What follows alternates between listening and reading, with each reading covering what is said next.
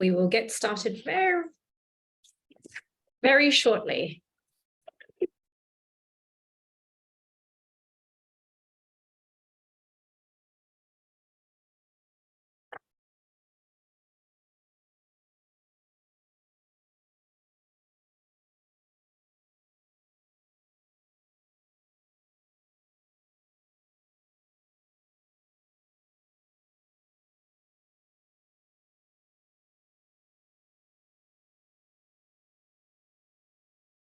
Just going to give it one more minute, everybody, and then we can get started.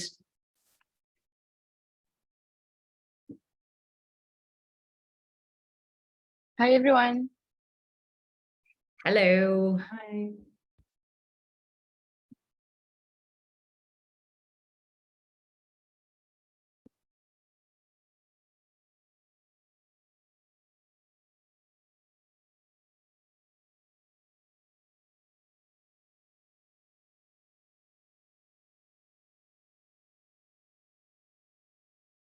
I think I'm going to get started now. So welcome everyone to the Power Within's Gather and Grow series for coaches. We're very excited to have you join us today. Before we begin, I just want to give a little bit of background. I am Angela, the Coach Connector and founder of the Power Within. The Power Within is a network of coaches, consultants, trainers, and motivational speakers. And we support organizations, SMEs, and individuals. But how we support coaches is through business development. So we help secure coaching clients for coaches. We also secure speaking engagements for organizations and associations. And we also do event management planning, which I'm not sure that many coaches know about, but what we do is everything else. So you can just come in and deliver your content to your clients. So just a quick glance at what we've got coming up in April for coaches. Next Monday, we've got the Coaching Supervision Information Session. So that's going to be held on 11 a.m. to 11:45. And we've got Dr. Jane on the call today, who's actually going to be running that session.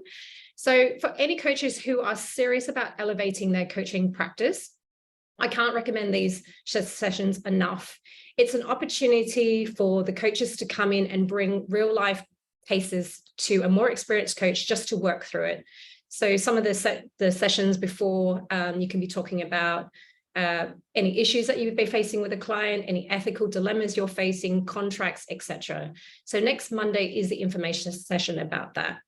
Then on Wednesday, the 26th of April, we've got Coach Elizabeth again, who's going to be running an in-person workshop on how to increase your visibility on LinkedIn.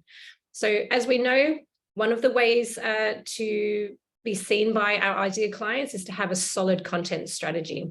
So in this workshop, we're going to have all our laptops open and Liz is literally going to be walking us through on how to use some of these content creation tools on LinkedIn. So that's Wednesday, 26th of April, 10 a.m. to 12 p.m. And then finally on the Friday, we've got the Coach Connection Circle I'll be running. This is for coaches to come together to share experiences and challenges about what it feels like to be running a coaching business. The first one we ran, we talked everything from personal boundaries through to contracts, or even if you want to pivot and start targeting to a new audience or a new client group. So just visit us on the website there. So for today's session, one of the most common reasons why coaches come to the Power Within is because they want us to help them to secure new clients. Sorry, I've got quite a few people just joining. Okay. So they come to the Power Within because they want help to secure clients. So I'm very excited about our session today with our very own business and marketing coach, Elizabeth Taylor. Liz has over 25 years of business and marketing experience working for Universal Pictures, Warner Brothers, Lindt, and hundreds of small business owners in Singapore. Before I hand it over to Liz, if you have got any questions, please pop it into the chat box. And we'll try our best to get through it, but we'll also be doing a Q&A at the end of the session. So without further delay, I'm going to hand it over to Liz. Thanks, Liz. Thank you, Angela. And hi, everybody. Nice to see some well-known faces on here and also some new people as well. So lovely to connect. Hopefully I'll meet you at one of Angela's events soon if I haven't done so in person already. So first of all, welcome. I'm going to start sharing my screen now. So just bear with me 2 seconds. Okay. And can you guys see that? Okay, can you see the first slide? Yep, you can hear me. All right, everything's good. Lovely. Okay, I'm just going to open my chat box as well. So as Angela said, if you've got any questions as we're going through this session, please do either unmute and ask. It's a nice small group, so we can do that. Or if you don't want to do that, then just pop it into the chat box at the bottom of the Zoom menu, and I'll keep that open so I can see that as we're going through the session. I will also give you a PDF of these slides, so don't feel like you've got to kind of take down notes or anything. You'll get copies of this, and I've also done some resources for you as well. So some of the tools that I'm going to go through, I'll send you the links afterwards, so you'll have all of those to hand. Okay, right, let's get started. So we're going to talk today about how to attract and convert coaching clients. And the 3 things that I'm going to go through are, first of all, is I'm going to go through the marketing funnel framework. Now, you may be familiar with this, but I'm just going to go through what it means and how it can help you with marketing and sales for your own business. We're going to talk a little bit about how you can audit your current setup. So I know you're probably all working towards attracting clients and converting clients. So let's see what's happening with your current setup. And then the third thing is to align your marketing strategy then with a funnel. I'm going to go through some examples of how you might want to optimize your current setup to make it even better to get more clients and convert those clients. So you should learn by the end of the session how to reach more people, how to expand your network, how to engage with those potential customers and create warm leads, and then how to convert those warm leads into bookings and sales, which is what we all want, right? We all want to do that with our coaching clients. So first things first, I'd love to know in the chat box, what are your biggest challenges with gaining new clients and making conversions? So if you could write into the chat, what are the things that you find most tricky? As everyone's typing their answers in, I'm just going to start. So I really don't feel comfortable in that last kind of salesy part of the funnel, which I'll show you is right at the bottom. Great example of this for those of you that were on the Launchpad call last week, opportunity there to kind of sell myself at the end, and I just sort of bypassed it completely and just answered a bunch of questions. So I don't like that kind of, full-on sales focus at the end. So we'll look at some tactics to overcome that. That's mine. Okay, converting cold contacts at the top of the funnel. Yep, absolutely. Terry saying building a credible personal brand. Yep. So more on new audiences. Okay, so we're looking more at the top of the funnel from you guys. Okay, conversion, pricing. Yeah, that is, pricing is another huge area. I know Angela's got that on her radar of things to chat through. Attracting a tribe once they opt in, following up. Karen, yes, good point there. So pricing and packages. Okay, so there's a bit of a mix at the moment. So some kind of about getting new people at the top of your funnel, some about engaging with them as they go through that process with you. Priyanka, no worries. I hope you feel better soon. Okay, so any more feedback, just pop that down in the chat. I'll keep that open so I can see. So first of all, I'm going to start off by talking about the marketing funnel framework and what it is.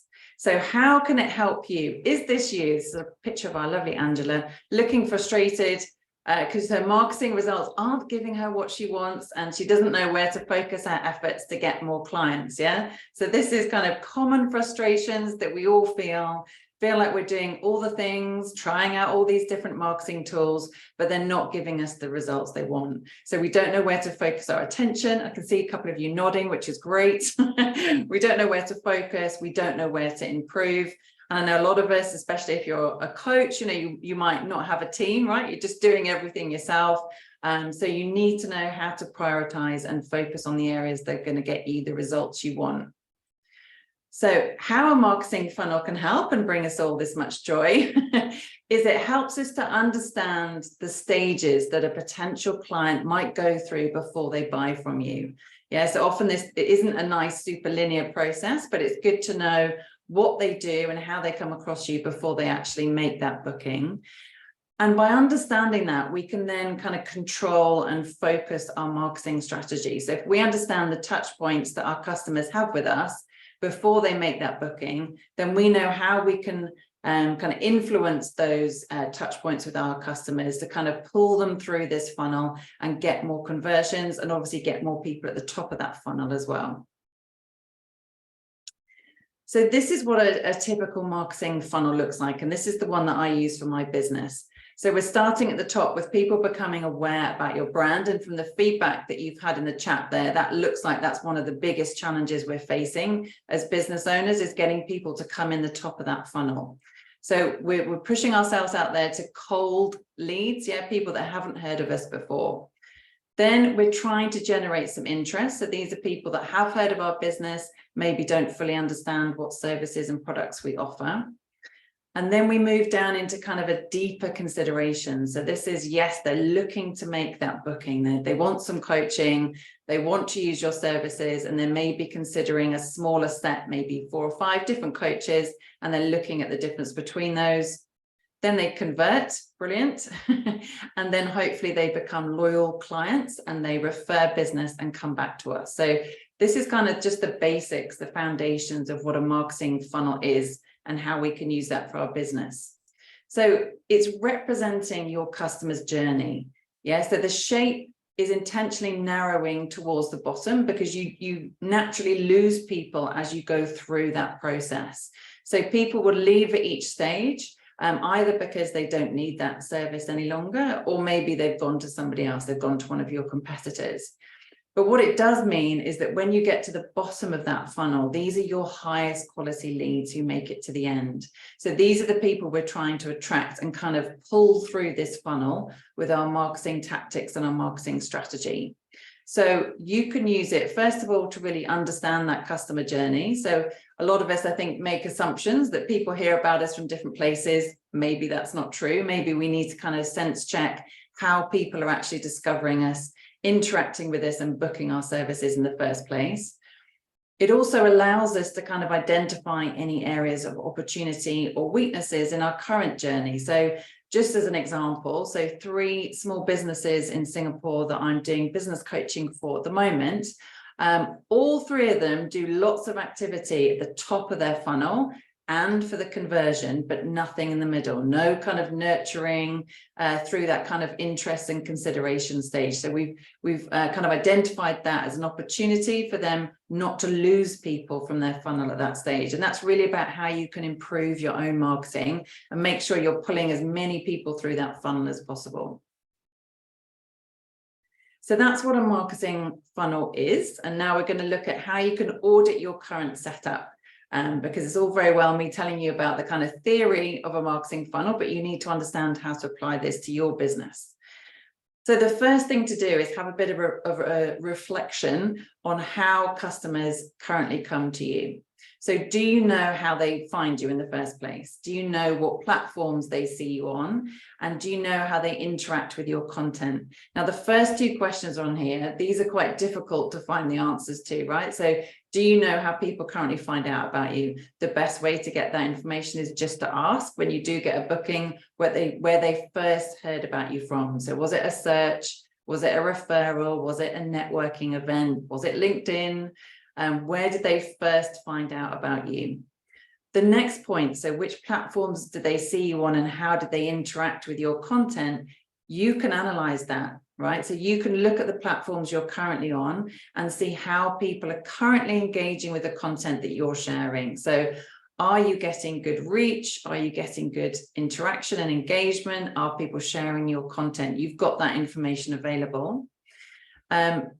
How did they then kind of ask any further questions? Did they email you? Did they DM you? Did you get on a call with them? And then lastly, how did they book your services? So whenever I start coaching with any of my clients, we always sketch this out just to really understand, what platforms do people interact with you on? What's their process that they go through? And I think for me, one of the big learnings from doing this is you'll realize that one platform or one group of platforms isn't going to do all stages of your journey. So for example, LinkedIn won't do everything. It won't find you new clients. let you interact with them and convert them all on that platform, all with the same type of content. Just as Instagram won't, search won't, right? So we have to use different platforms at different stages of this journey in order to pull people through that funnel. So just a couple of tools that you can use to kind of assess what's happening at the moment. So the first one, which I'm sure you've all got, is Google Analytics. So just quickly in the chat, give me a 1 if you regularly look at your analytics and a 2 if you don't, and just be honest. So 1 if you regularly look at your analytics, a 2 if you don't. Okay, straight in there with the 2s, love it. Everyone being super honest this morning. Okay. So, and I must admit, I don't look at it as much as I'd like to. I actually diarize it to make sure that I look at what's happening. But Google Analytics gives you a wealth of information if you have a website as to, you know, and you've got Layla there saying hers isn't live yet, so we'll let you off the hook there, that's fine. But if you do have one and you're using it to interact with potential clients, then this is a great source of data to see, first of all, where did people come from? So this is what we're showing here. So in the acquisition section, you can see how they came to your website. So you can see if they came directly, which is typing in your website address, whether they came through search, an organic search or paid search, whether they came through social media, for example. So you can see already what's currently happening at the top of my funnel. So you should be able to get a good idea from looking at this as to where you currently are in this stage. Now, at the bottom of the funnel, it's also quite useful to see who your converters are. So this is in the conversion section, and you can get some demographics of who these people are. So their age, where they live, what devices they use to access your website on, for example, and this will help build up your customer avatar, your customer persona, which is a whole nother topic, but it builds up, you know, your ideal clients. Who do you want to work with and how are they interacting with you? Oh, okay. So we get all of that information, and this is now how we're going to put that framework into practice. Just looking at a couple of questions. So Layla, what does conversion mean here? Okay, good question. So here, oh, actually, I missed out 2 slides. So I'm glad you asked that. So converters here are people that made a booking or did the conversion that you've defined by Google Analytics. So it can be what you want to be. So conversion can be signing up for your email list. It can be making, you know, monetary booking on your website. It can be downloading a brochure, for example. You can say what you want that conversion to be. Okay, so hopefully that answers your question. And then, sorry, 2 things I thought they were in here. My favorite tool, I must share this one with you. So if you want to do a quick audit of your website, this is an amazing free tool that I definitely recommend using. So it's called SE Optima, so SEO and then Optima at the end. It's free. You can use it once a day for free. Yeah, so, you know, be careful when you put in your website, and it can run an audit of what's currently happening on your website in terms of search availability, how people can actually put in keywords and find you. Yeah, so this is a really nice tool to have a look at how your funnel is currently set up. And then lastly, social media analytics. So maybe you're using social media further on down your funnel. You can look at, you know, your reach, your engagement, your likes and your reactions in order to see what content is working best and also the role of that content. So for example, if you're seeing that social media is getting you a lot of reach, but not a lot of engagement, then for you, when you're promoting your coaching business, maybe that's better at the top of your funnel than further down. If your reach is okay, but not great, but you're getting a really high percentage of engagement, then it's a really good nurturing tool for you in the middle of your funnel. Yeah, so all this is just kind of building up how your funnel's working for you at the moment. Yeah, so we get all of this information about how we're using those different channels for our own marketing. And then the key thing then is to look at putting that framework into practice. So I'm going to go through each of the stages of the marketing funnel and suggest different marketing channels and tactics that you can use to maximize your impact at each one of these stages. So if there's something specific you want to know, so Peggy, I can see your comment there. There's something specific you want to know to do with getting awareness, you know, interest and conversion, then please pop it in the chat and I'll make sure that I cover it off. So Layla question, what is the tool for social media? The one that I shared there was Facebook Meta Business Suite. So that's where I get all of my data from. Yeah. Okay, so before we get into the first stage of awareness, I'd love to know what marketing channels you're currently using for the top of your funnel. So to tell people about what you do. So they've never heard of you before, they don't know what you offer. What channels are you currently using? If you want to pop that into the chat.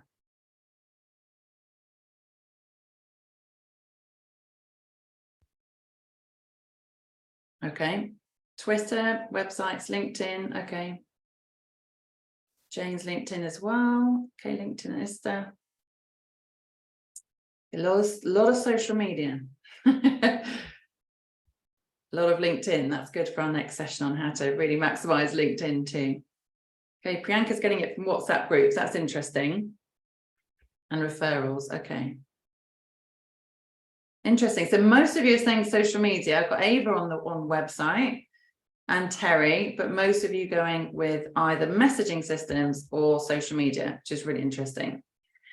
So just from experience of working with other businesses within Singapore and throughout Asia, you know, the key channels really for awareness are listed here. So there's search, social media, and networking.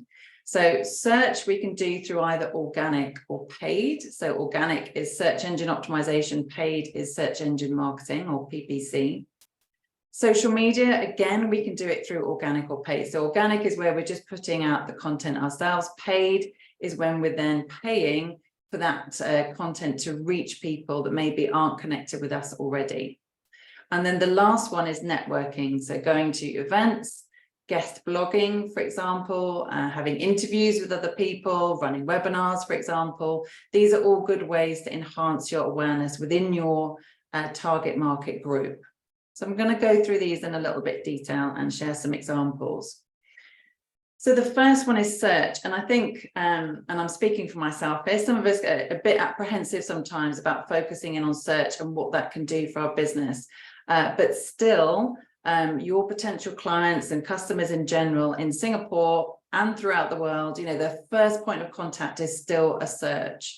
So the general statistics on this are upwards of 80% of people will start their journey when they're looking for a product or service via search, and that's normally on Google. Yeah, so it's really important that our business is optimized to come up in those searches. I think, you know, lots of people have mentioned social media, IG, LinkedIn, and I totally agree that they are very powerful tools to gain you awareness. But actually, we need to make sure that when people are putting those words into that search box that we are appearing. So how do we figure out which keywords we want to appear in search for? So you're not going to appear for everything, and we need to really get a good idea about what those words are. So another lovely free tool that I like to use is SEMrush. You may have heard of it. And they have a tool called the Keyword Magic Tool. Love that name. Right, so you can go onto that website for free and you can put in, you know, leadership coaching, clarity coaching. I've put in here as an example, business coaching. And I then narrowed it down to Singapore, just to focus on the Singapore market. And it gave me all of the top keywords. And you can see here, just move the chat out of the way. You can see the volume that they're saying in terms of the searches. And then actually they give you the intent as well. So this links back to your marketing funnel. So C is commerce, that's conversion. T is transaction, and I is information. So you can see what kind of search it was. Do they just want information, or do they want to make that purchase? They wanted to make that booking straight away. So I use this just to kind of brainstorm the keywords that I need to make sure I'm appearing in search for. So you can see here, some of these aren't going to be relevant, right? Business coaching in India, I don't need to do that. But clarity, that's going to be good for Angela. Systems in there, programs, learning, that all seems to be really important when people are looking for a business coach. So these are terms and phrases that I need to make sure I'm indexing for on search. So I recommend having around 15 to 20 keywords that you want to appear in search for. And these can be quite generic keywords, so like a clarity coach or leadership coach, or you can get a lot more specific if you offer a certain type of coaching to a certain clientele. Now, the really good thing with this tool is you can actually look at questions that people ask. So before I had selected all, and I got that list of all the keywords that people were using to find a business coach in Singapore.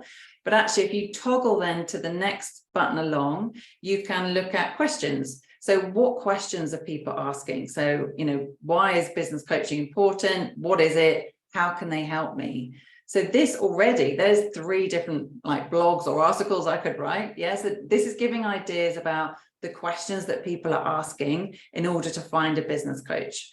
So this is really, really good ideas for keywords, and it gives you an insight into the type of content that you can create. So that's you go switch into questions. And at the moment, I'm selecting broad match. So this means like a more generic search term because we're at the top of the funnel. Yeah, people are just going to search for very generic things. So for example, let's take it out of the coaching world and look at holidays, right? You might say, where's good to go on holiday in June, right? It's very, very broad search. And then as you go through that process, you then narrow down, right, I want to go to Bali. Yeah. So exactly the same with coaching. You might start out thinking, oh, I think I need a business coach. What do they do? How can they help me? And so we're going for broad match keywords at this time.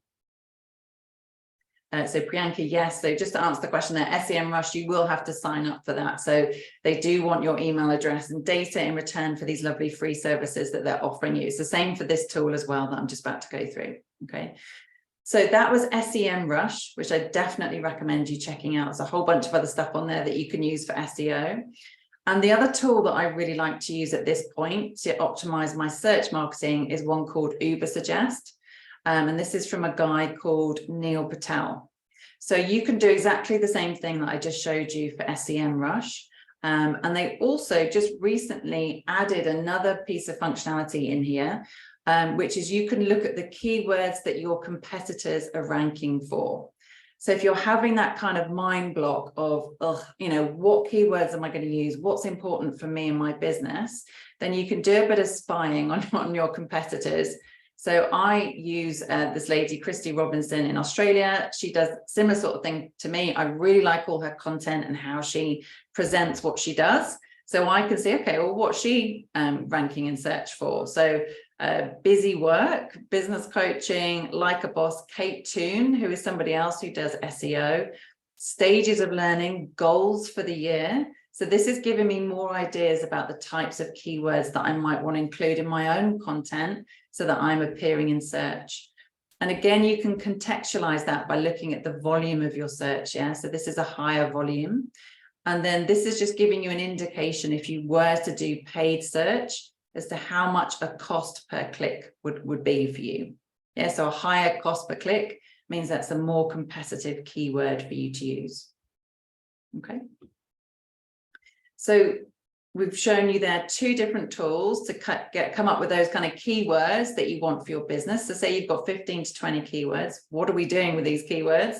So we're putting these on your website to make sure that you rank when somebody performs that search. So you need those keywords in your URLs, so the titles of your pages, your post titles, your headers, so they're called H1 tags, your descriptions. This is a really easy win.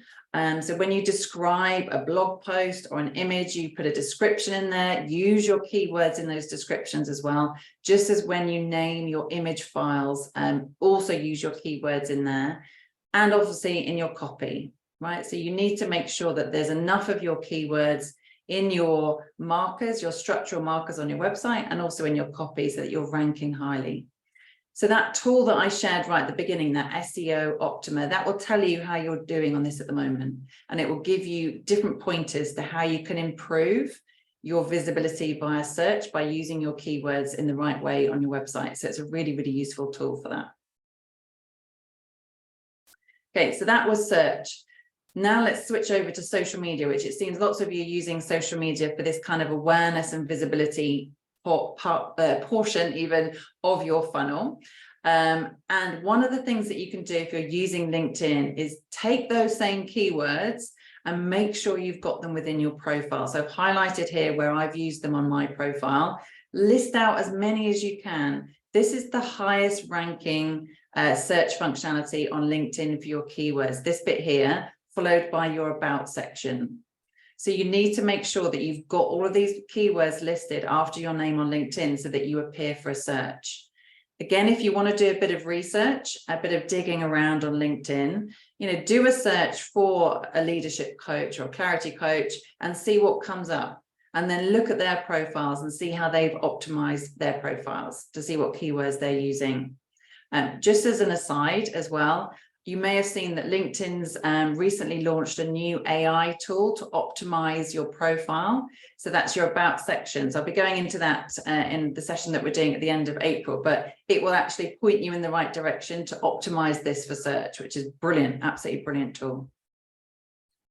And then also a couple of you mentioned that you were on Instagram, exactly the same thing. So this bit here, so my name and then business coach and marketing mentor, that is the bit that's searchable. It's not just the name of your business here. So make sure you use this to your advantage to get found in search. So people now, YouTube is the second most popular search engine, but people are actually using Instagram now on a search basis. So rather than just kind of flicking through that endless scrolling through the home screen, people are going on there, they are searching for businesses, they're searching for things they're interested in. So you need to make sure that you're coming up within that search. So you're probably aware, but Instagram recently expanded the number of characters that you can have in that top bit. So this is why I've kind of done my name and then a slash and then business coach and then another slash and then marketing mentor to make sure that I appear in search for all of those keywords. Okay, so just a very easy tip to improve your visibility. So I'm just going to pause there for a second. I can see people writing things down and nodding, which is great. But any questions on that awareness portion? So we just went into search and social media, looked at sort of organic and mentioned paid. I haven't gone into the paid portion in too much detail because we haven't got enough time today to go into all of that, but both paid and organic social media and search will help you at that first stage, along with, I mentioned networking and guest blogging as well. So any questions on that stage or how you can use, the tools that you've got to generate more awareness? Okay, so Catherine's got a really good question there about blogs. And whether to put them directly onto a website or to use them on socials. I think the first point to be really clear on there is I wouldn't recommend blogs necessarily for the top of your funnel marketing activity. I would recommend them here for your interest and consideration when you're nurturing your warm audience. So that's where I would use long form content, first of all. I do both. I put them on website and social. Yeah, because people don't often, unless they're real super fans, go on all of your platforms. So I think if you've got that content and it's, it's optimized for search and it's something that will add value to your potential clients, I would use them on both. So I put my blogs on my website and I also now put those on LinkedIn as articles or newsletters. Okay, so moving down to the next stage of the funnel, which is interest. So this is for your clients that they've heard about you, they know what you do. Roughly, right? So very, very top line. So if somebody was looking for me, they'd be like, right, I know her name is Elizabeth and I know that she does business coaching. Don't really know anything any further than that. So the goal of this stage is to educate those potential clients about your products and services. So to give them more information. Yeah, so for your website, that's around your content strategy. Social media, this is more about engagement, getting them to actively seek out information, read information, interact with that information. And this is where I would introduce email. Yeah, so email, not a very good tool for the top of the funnel because it's very, very hard to get, cold leads onto an email list. And I wouldn't recommend purchasing those in. But email is great for people that are like, oh, that looks interesting. That person looks like they know what they're talking about. I don't need it right now, right? But I'm interested to hear more from them. So I might sign up for an email. So this is really good at this kind of interest stage.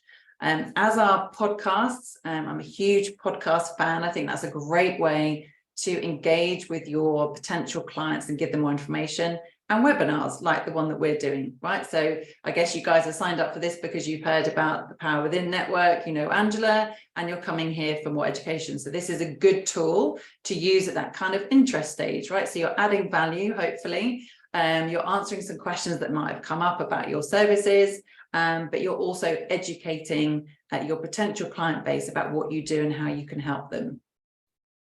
So just a couple of examples here. So your website, you need to explain, number one, you need to explain what you offer, which might sound really stupid for me to point out, but it's amazing like how many sort of coaches, mentors, speakers, you go onto the website and it's like, what, hang on, what are you doing? Like, are you a speaker? Are you a coach? Are you a mentor? And you need to make sure you split out those services really clearly so that people understand how they can work with you. So the second thing is what makes you different, right? So what makes you different to the other coaches out there? And if you can back that up with some social proof and validation, that would be great. But the key thing for me here is clarity. It needs to be really super clear. People don't have time to trawl through your website and find out. It needs to be ever so clear how you can help them and the services you provide. So Priyanka is saying, do you recommend email marketing in the absence of a website? So I think that's an interesting question. I think if you don't have a website, I would recommend using LinkedIn or another social media platform to have this type of information. I think the danger with doing things like that is that isn't your platform that you own. So I know a lot of businesses have been hacked on Instagram and they've lost all of their potential clients from doing that, in which case, yes, email is a great backup because you own that list. Yeah, but you do need somewhere where you're saying, this is how you can work with me. These are the different options. So that's your website. For social media, you're trying to get a bit of interest as well as educating them. So things like polls and surveys where you're getting feedback from your customers, maybe about the challenges they're facing, or you're creating content that solves their pain points. This is great for this stage of the funnel. Yeah, so it's still fairly broad. And it's still kind of content that's adding value, solving questions, but also is educational in its nature. So I've just stolen this from my friend Sorrel. So the point here is don't shy away from explaining what products and services you offer on social media. So social media, yes, it's great for that nurturing stage of your funnel to provide interest and consideration, but people do also need to understand how they can work with you. So this is an example of a post that Sorrel did recently where she did a carousel. So she did a bunch of PDFs that you can flick through to explain her services, and she explained it with copy as well. Now, I don't recommend doing these all the time and being too salesy, because certainly LinkedIn isn't the platform for that. It's more about adding value and helping people. But you do need to do it every now and again to make sure that people coming in the top of your funnel, they do understand what you offer. Okay, sorry, Priyanka, just seen your revised question. Should you start email marketing when you start your website or wait for the website to be up? I would probably do my website first and then start trying to use a lead magnet to gain more people onto your list. I'm hoping that answers your question. Okay, so what type of content works best in this middle of the funnel? So for years and years, it's been how-to guides, right? That's been at the top, in the top 1, 2, or 3, I think literally for the last 15 years. So it shows how long I've been talking about this for. But whenever I do these stats, it's always up there. So educational content on how to come around a problem that your client is solving is always going to win out. Yeah, so if you can do, right, my clients are always asking me, so recently we had a lot of questions about ChatGPT, for example, so I've done a blog on that because, how to use that to enhance your content marketing, for example, or how to use the marketing funnel, I guess, to optimize your marketing. But anything that's solving a problem that your client base has that you can do as, and I'm talking kind of mid to long form content here, they want to read it, I think that would really help. Case studies, also really, really good. And reviews and testimonials just add that, why are you different? What makes you different in terms of social validation? So these things work really well at this stage. So moving on then to email. So we've looked at your website, we've looked at social and email, which I say would definitely introduce at this stage. So you need to get these potential clients onto your email list. So the best way to do this is to have some sort of lead magnet that delivers value. So again, go back to the kind of questions that they're asking you, your FAQs. Can you solve a problem they're having by providing them something in a downloadable guide? Lots of people, lots of coaches do workbooks, checklists. I've seen people now do little explainer videos, which I think is really nice. Other ways to get lists would be like this, right? To run a webinar and get the email addresses for people if they want the recording or for more information. And so podcasting also gives you that option to get emails as well if you're offering something of value. So you can do a lead magnet, you can do webinars, you can do podcasting, or you can be a guest on somebody else's podcast. The goal is, once they know you, is to get them onto this list so you can then pull them through that funnel to get them to the end. Layla's got a question about a case study and a success story. I'll come to that at the end if that's okay, Layla, because that kind of is important at the last stage of the funnel as well. So that's the interest stage. So we're still being pretty broad here. We're educating our clients as to how they can work with us, and we're solving some of their problems. So the next point then is to go down into consideration. So consideration, you are literally kind of niching down here on your content. So you're getting a lot more specific about how you're talking to your potential clients. At this stage, they know you, they know what you do, they know why you're different. They like, know, and trust you, right? They might have signed up for your email list, but they still haven't made that booking. So here you want to go super specific in terms of how can you add value to that person? How can you convince them to come to the next stage? So this is where we go more into very specific keywords. And this is where I would start to introduce blogs. To go back to your question earlier, Catherine, this is where I'd use blogs on really in-depth information that people might want at this stage in their journey. So blogs, reviews, messaging. So Priyanka, I know you said you were using WhatsApp. So WhatsApp, DMs within LinkedIn, Instagram, etc. Personalized emails, this sort of stuff, like really get into the nitty-gritty of how you can help these people. And I know lots of coaches at this stage, once they've gone through that, the final part is getting somebody onto a discovery call. So people will come on a discovery call once they know what you do and once they're interested in what you've said and they're considering using you. So that's kind of the end point for a lot of coaches, is to actually speak to them face to face to see how you can work together.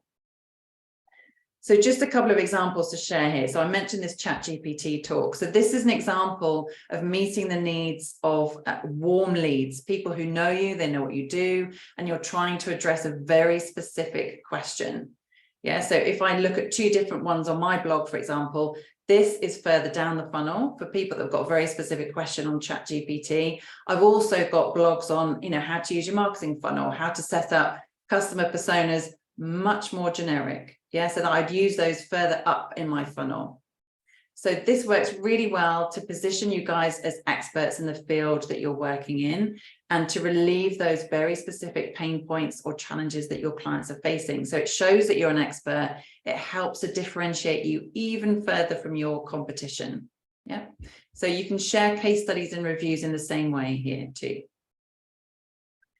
So that's on your website. So website is in-depth content. Social media is getting those DMs and start having conversations with people. Again, I know that some people don't like to do this, but certainly if somebody has been following you for a while and you're trying to get them off Instagram or off LinkedIn, right, and into your email inbox, then be really active and say, send me a message, like ask me a question. Do you want more information on this? Get them off those social media platforms and into your inbox, because that's where you can control that dialogue and get more into the nitty-gritty of kind of nurturing that person through to conversion. This is another coach that I follow. I like to follow all my competitors to see what they're doing with their email. And she's saying here, she's done a blog post on how you can get your dream clients. Yeah, and she's directing me to her website. So again, getting more into that very, very specific content and sharing it in a regular email newsletter. So this is a good example of how to really nurture those clients through to those final stages of that journey. So you're helping them, you're building up your expertise, you're showing them how you can support them through their own journey. Okay, so that's the consideration phase. So we're going more niche. And then in terms of keywords for your website too, this is where I'd be a lot more specific. So say, for example, I offer something called like a business booster. I would have that as a keyword and I'd use that at that stage in the funnel, but not higher up here in awareness. I would just use more generic terms here. Okay, So the last kind of 5 minutes, I'm just going to take you through conversion and loyalty. So these really are the much easier stages of the funnel. I think it starts off pretty hard and then gets easier as we go down here. But I think it's still worth sharing some kind of best practice examples of how you can optimize this, because we do not want to lose people when they get down to this point in the funnel. So often with coaching, people are making that conversion either on your website, through email, through a conversation with you after your discovery call, for example, and they're ready to make that booking. So a conversion can also be that you've got them onto your email list, right? Or you've got them to download some resources that you've created for them. So you can also have those as kind of mini conversions throughout your funnel. But for most of us who are coaches, you know, it's a one-to-one connection when you're making that conversion with your client. Sorry. Let's go back here. So at this stage, it's really important to make that onboarding process as pain-free and as seamless as you possibly can. So this is all about the customer experience. And I went through this recently. I was signing up for a coaching course to kind of enhance my own learning. And it was very interesting, actually. I got down to the conversion point with 3 different providers, and the experience was very, very different. In the end, I went with the provider that had the best experience at this point. So I still dipped out of those other people's funnels because either this was too overwhelming. So one of them had too much information and I wasn't sure how to actually book onto the course. And the other one didn't have enough. So it's all very well to kind of have a button on your website or an email that just says, you know, if you want to book with me, if you want to book in for your coaching sessions, just click here or let me know. You need to make that process as simple as it possibly can be for your clients. So if it's on your website, make sure you've got your social proof there. Make sure there's some sort of automation set up so they know what the next stages are. So if they do book or they do inquire, they immediately get that information. So the next step is we're going to have a call, we're going to find out how I can help you, etc., etc. Yeah. So you still need to be in that kind of marketing, conversational tone, even when we get down as far as conversion. You do not want to lose people at this point. And obviously the flip side of that is if this is some sort of digital booking system, you need to make sure that that's set up correctly. And again, you're not losing people, or people aren't having this kind of post-purchase dissonance, which is a real thing. Yeah, where they book and then like, oh, I'm not quite sure about that. Actually, that's quite expensive. You need to make sure that once somebody has booked, you know, you've got a system set up that immediately they get this is how it's going to be when you work with me. These are the next stages. This is the information I need from you. So they feel secure in that booking that they've done with you. Okay, so that's the conversion. So the very, very last point is loyalty. So this is where you're getting repeat custom and also encouraging word of mouth recommendations. So just as a kind of interesting stat, how much of your business do you think comes from word of mouth? Just give me a rough percentage in the chat. Just interested to know.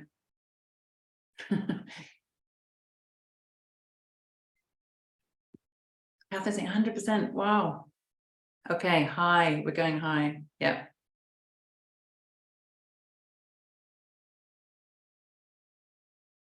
Okay.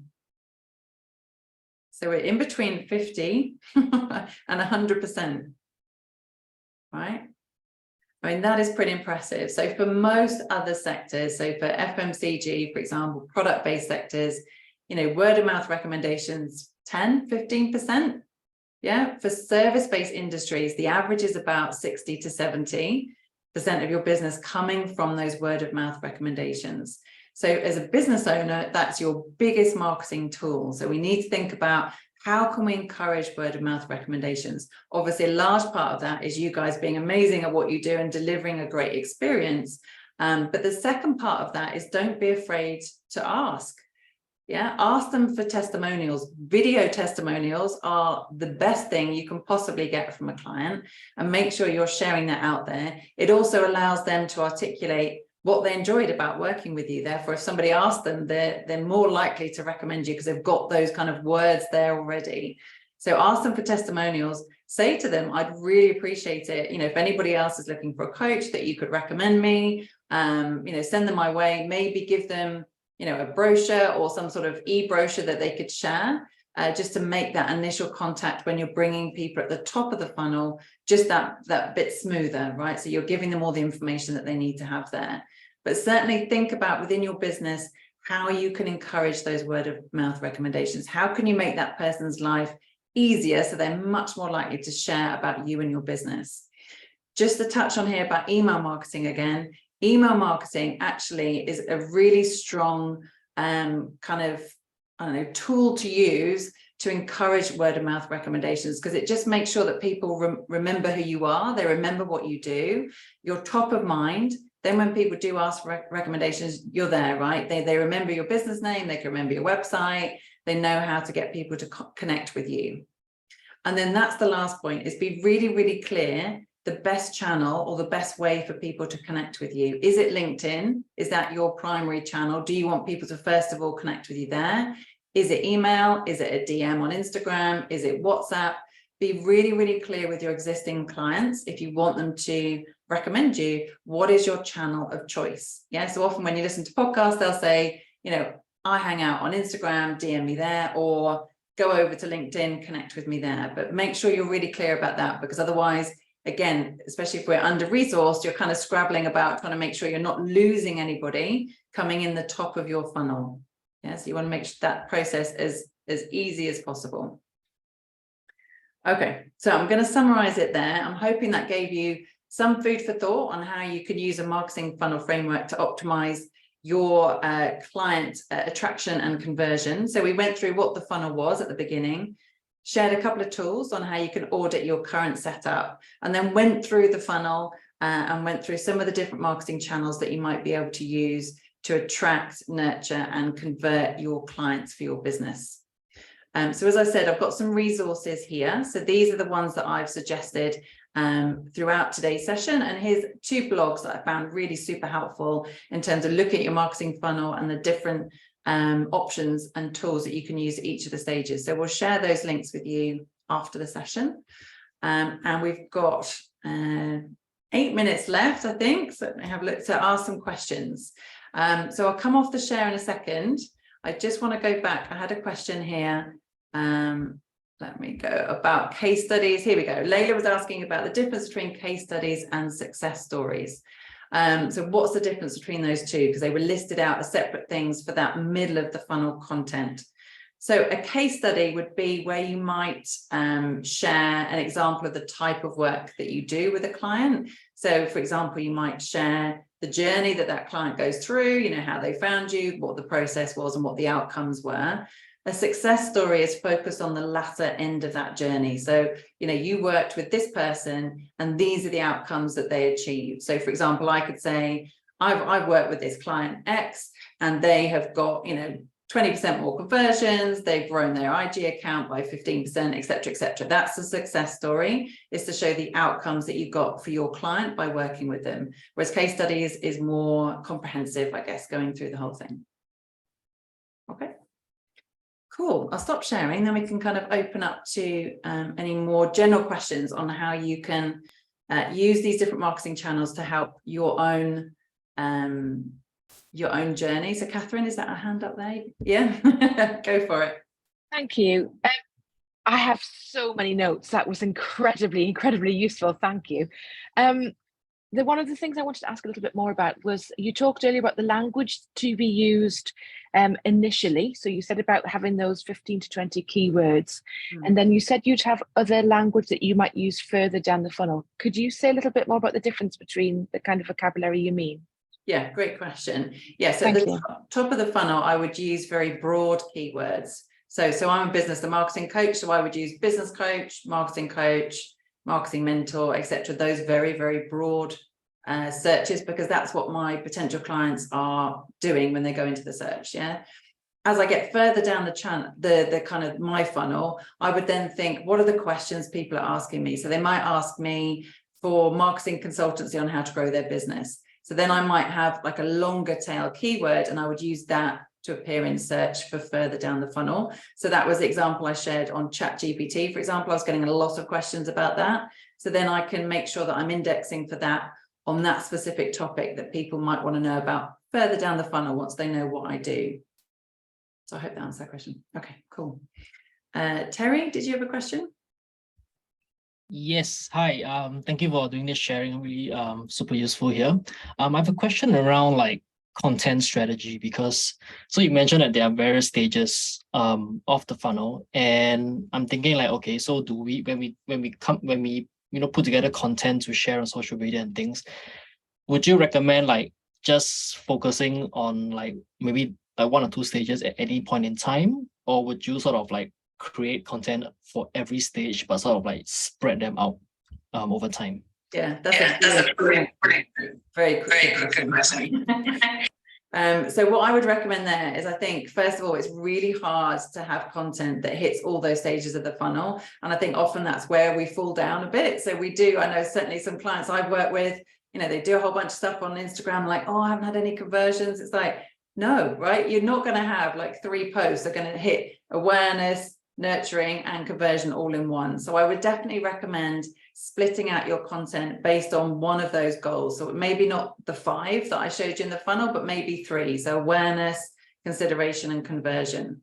So you would have different content for each. And it's the way you talk, I guess, right? So if you're going for awareness, it would be more top line, educational, informative, telling people what you do.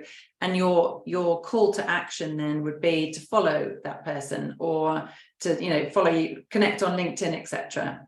When you get into that nurturing stage, it's more about asking questions, finding out what that person wants. And then it's things like sign up for my email list and read my blog. So the call to action changes.